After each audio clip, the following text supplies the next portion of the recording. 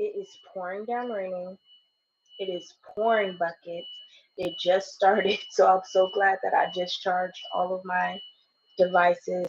They're currently charging because power might go out. I don't know. But if my eyes look puffy or weird, I just got done crying. It was very cathartic. I'm okay. You're okay. We're all okay. I'm a dude. You're a dude. We're all dudes. We're dudettes. Whatever. Um, and I'm going through my doing my shadow work and still doing my other stuff. So I was like, I was like feeling overwhelmed and I need a moment. And I had my moment and I feel so much better because I was praying and ooh, I was praying and I was getting things off of my chest, but I was also looking for inner wisdom, inner peace, inner guidance from God, and from my guides. And I feel so much better. I feel woosah. So, with that being said, I took my scarf off my head because I be wearing my scarf on my head like constantly. Don't mind my armpits. Mind your IRS return. My armpits right now are work in progress. Do I shave regularly? No. Here's why. I have a thing with dark underarms. I don't like having dark underarms. And so when before I entered high school, I saw a woman who I really don't know what her genetic makeup was, her ethnic makeup, but she was lighter complected than I was. And when she lifted up her underarms were like extremely dark. And so I was like, what happened? I thought it was like a burn or something. But come to find out, it was the use of razors and also the deodorants had like irritants in it that was like staining the underarms. And if we're constantly shaving our underarms, it makes the underarms really, really dark. So when I got in high school, I started using an epilator. And honestly, an epilator is so intimidating because when you turn it on, it'd be like, "Ka, ka, ka, ka, ka, ka, ka," and that's literally how it sounds. It sounds like you're doing construction in your bathroom when you use one. And it is so freaking painful using an epilator. Let me tell you, honey, handy dandy notebook. Let me tell you something. The epulator is one of the most painful experiences that you can go through, but at the same time, the epulator is like it's a miracle. It's like 500 tweezers on a battery on a rotator and it plucks out the hairs like from the inside of the skin out. So it does hurt at first, but it's so much worth it if you want to get rid of any like dark underarms. Another way to do that is obviously stop using the razors, the handheld razors, and start waxing like hard wax. And I used to do the hard wax, but the type of hard wax that I used to buy in the store, they don't have it anymore. They literally don't. And so I was like, okay. Now, another secret that I found, one thing that I absolutely love to use under my arms, especially to lighten them, is Panoxyl, 10%. Okay. 10% Panoxyl is like my best friend. I absolutely love Panoxyl. Absolutely love it. So when I use it underneath like my arms and everything, it's like this is just hair. But you can obviously see underneath if I were to wax that hair, it would eliminate, I wouldn't have all of that. I wouldn't have pigmentation underneath my arms. That's a weird thing for me. I'm just very particular about that. I don't know why. I guess it's because being younger and seeing that lady's underarms and it was just like, what happened? So I don't know why, but that's that. And we're good. We're here. We're in the moment. And I had my scarf on my head all day. My hair is actually really moisturized. I haven't put like anything other than like my Shea Moisture in my hair. And you could see by like the gloss and the shine on my fingers, it's really moisturized. And so the other day, I took this side and I just flat ironed it because I wanted to see what it looked like and the length. And so it was like right to here, little Bobbiana action. But I was just talking and I was like, if I actually like when I went on my trip, like when I was like a kid in high school, we did a road trip from California to Georgia. So obviously we had to pass Texas and Arizona and all the nice little places in between. And my hair was literally a compacted Brillo pad. That's where I first learned about humidity. Also, depending on where you live, has a whole lot to do with your hair texture. So even though I know a lot of people use typings like type 4C, 3B, 4A, 3C, 3B, 3A, 2B, or 2C, 2B, 2A, 1C, 1B, 1A. I know we have types within the hair community, natural hair, whatever, but you do have to consider where you live geographically changes your hair texture. So when I'm on the West Coast, where there's less humidity in the air, less moisture in the air, that would suck up and swallow up the moisture out of my hair is three different texture types, which is um, 4A, 4B, 3C. Very strange. When I'm down south, my hair is 4C. If I went to the East Coast, I have no clue what my hair texture would be. So it's kind of weird because I think when we talk about hair texture, unless you're somebody who you're bi-coastal and your hair like doesn't change, depending on what coast you're on, or if you're somebody who you're constantly traveling all the time and you have your hair constantly in a protective style and put away like in braids or wigs, so you're not really, seeing your hair's not out all the time. I think it's really confusing when we have natural hair and we're constantly putting these types into our hair, because if a woman down south has 4C hair, right? But then she moves to the West Coast or East Coast or somewhere where there's less humidity in the air, less of that wet, dry, hot moisture in the air, her hair could potentially go to like a 4A or 3C, depending on what's going on up there genetically. And I just think that's really like that's cool, but that's like a different aspect of seeing things. I really don't typecast my hair, even though I just did, but I did that to give people like an idea. But that's the reason why I don't typecast my hair, because any given Sunday, depending on where I live or where I'm at in the world, my hair is going to adapt with what's going on with the elements outside. So then it kind of leads me to wonder, is typecasting our hair really important? Like, does that really matter at all? Like, because if you're priding or predicating yourself on, oh, I have, 4A hair, but then you go to a whole nother country and all of a sudden your 4A hair goes to, 4C or 3B, whatever, how do you deal with that? That's like a whole new regiment.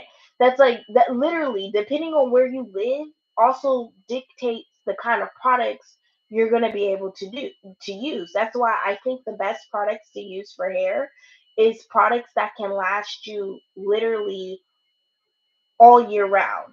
Rain, summer, sleet, snow, humidity, dry, hot heat, blizzards, tsunamis, that a product that can last, a product that does what it's supposed to do in all seasons of weather is a good product, because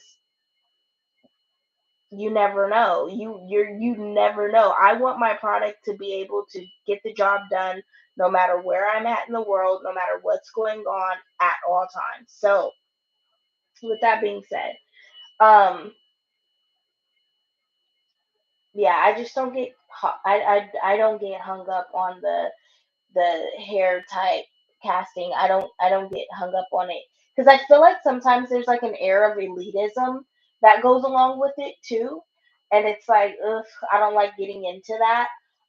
Also, it's like sometimes people with seeing my hair or handling my hair, which not a lot of people have handled my hair, but the few people who have handled my hair, they're just like kind of always like in awe when it hits water, and it's like it's here, it's healthy. I'm still, yes, I'm still here for my trim, and they're like, wait a minute, your texture has changed. I was like, yeah, because you've put it underneath water.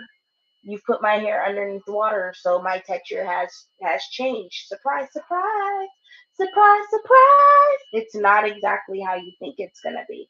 So I think I like the element of surprise that my hair gives. With that being said, I've shaved my hair personally like 4 times. Personally, I've had my hair like shaved. I've shaved my head like 4 times in my adult life, and within like the last 5 years. So this is like, I'm finally allowing my hair to grow. I'm finally allowing growth in my life. I'm not afraid of it. Um, Not that I've ever been afraid of it. It's just the fact that I was just going through things, and it's just like, just one of them days.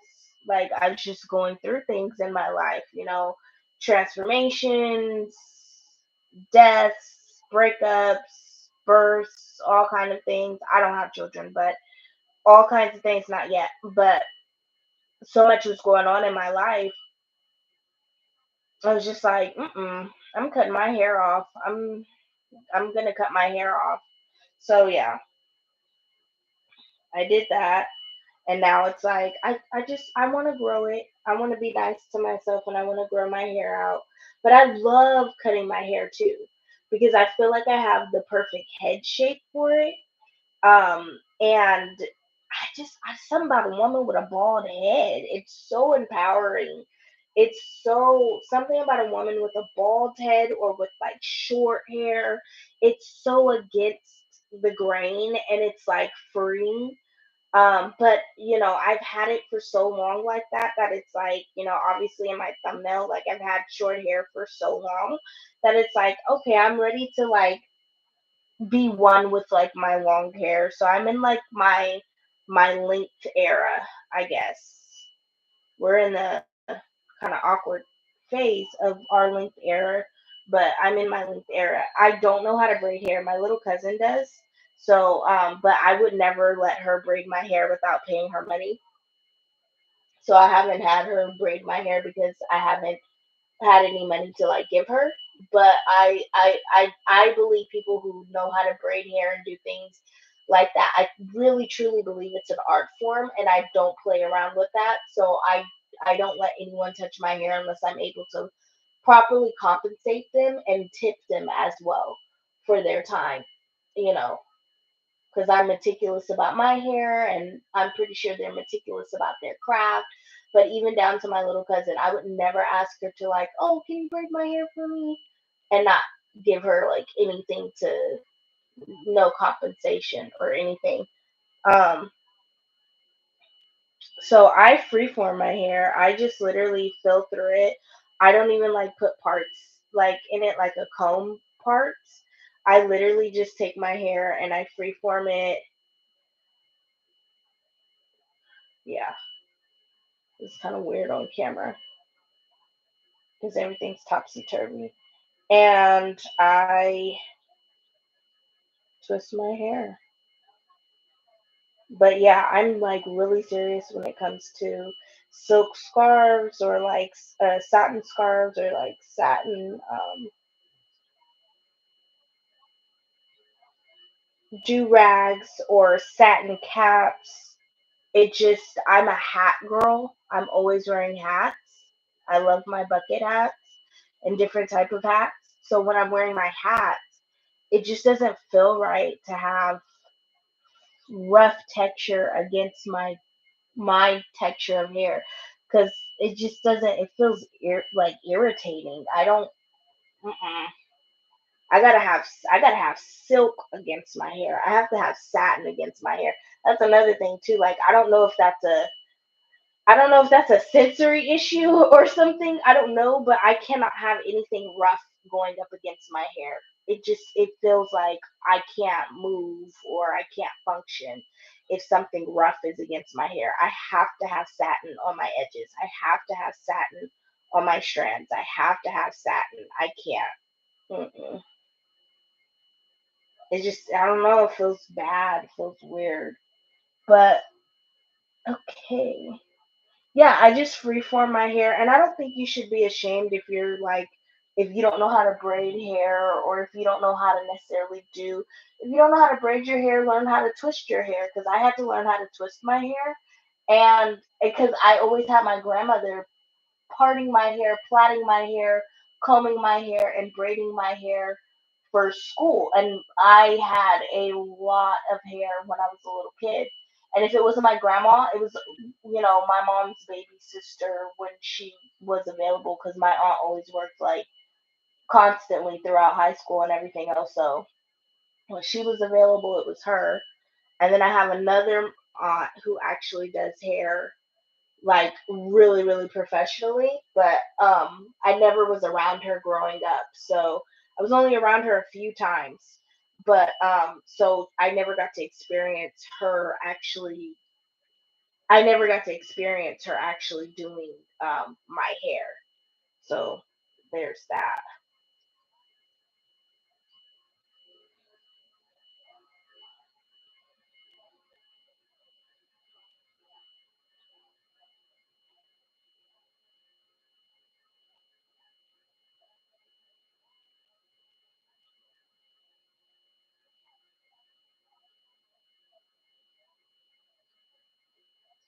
But yeah, you shouldn't be ashamed or have stigma against, oh, you don't know how to braid your hair? No, like, I don't. And I fucking love this freeform. Let me tell you something. I'm also in my little kid era because I love old dirty bastard's hair. Like, I love ODB. Like, I love his hair. I love how his hair was just all over the place, just like braided, just like what? Like, just this crazy, just energy of this light man, like this man came with so much robust energy. I love ODB, and I love his hair. His hair was like so freeing, okay? Like so freeing. So I'm in my ODB era because I used to love Wu Tang Clan as a little kid. Like, I used to like sneak my uncle's records, and he used to sneak and listen to it because he was like all West Coast, like thugged out or whatever. But I guess like ODB, it was like kind of taboo to like listen to East Coast rappers. I don't know. I grew up listening to whatever the hell I wanted to listen to, but I don't care. I don't care. It could be like Wu Tang Clan on one song, and then like the Cranberries on the next playlist. Like, I love everything. The world is a vampire. Like, I love everything. So who cares? But I wish somebody would try to box me in on what I listen to and what I like. No, go into a cultural arts district or something. Get your like life together. Um, while I get my life together. But yeah, I refuse to feel bad. Like, I'm not one of those black girls who know how to do and braid hair. And I love the black girls who do know how to do and braid hair. I love them. I love the black girls who know how to build that pyramid in the back of their head, and they know how to braid their hair, and they know how to oil their scalp, and they know how to do all this. I love that. I love that. That's not me, but I love the girls who can get down with that. However, with what I can do, I love what I can do because I can do something for me. You feel me?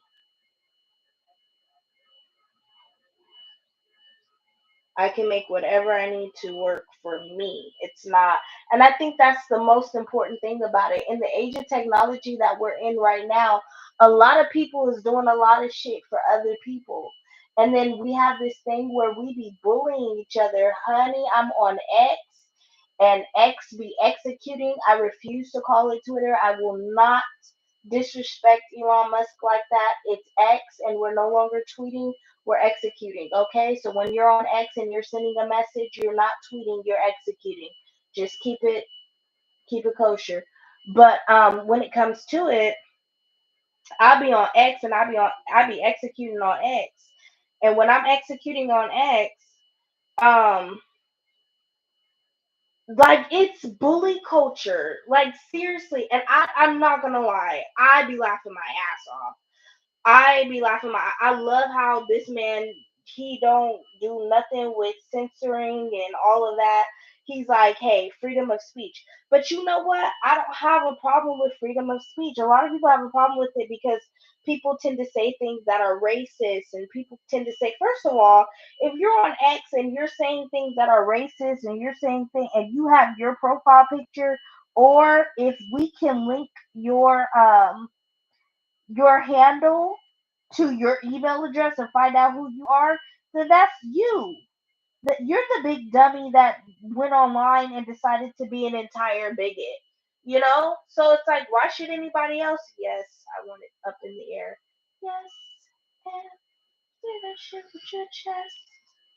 That's how I feel. If you want to go on X and you want to be a bigot or you want to be a racist, you should have the freedom of speech to be able to say that. You know why? Because it shows your ignorance publicly.